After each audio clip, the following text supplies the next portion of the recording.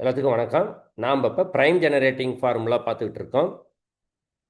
இதில் இப்போ ஃபெர்மாஸ் கன்ஜெக்ஷர் பார்ப்போம். இந்த கன்ஜெக்ஷர் அப்படின்னாலே ப்ரூவ் பண்ணப்படலை. அது எப்போ ப்ரூவ் பண்ணப்படுதோ அப்போ தான் அது தியரம் ஆகும். அது வரைக்கும் அது கன்ஜெக்ஷர் தான். இப்போ பாருங்க, இதுதான் ஃபெர்மாவோட ஃபார்முலா. 2^2^n + 1. இப்போ பாருங்கள், n 1ன்னு போட்டிங்க அப்படின்னா n 1 போடும்போது 2^2 4 + 1 5 5 வருது ப்ரைம். அதே மாதிரி இதை வந்து 2 போட்டிங்க அப்படின்னா n வந்து 2 அப்படின்னு சொல்லி போட்டிங்க அப்படின்னா இதுவும் 17 வருது, அதுவும் ப்ரைம். அப்படியே 3யும் ப்ரைம், 4ம் ப்ரைம்.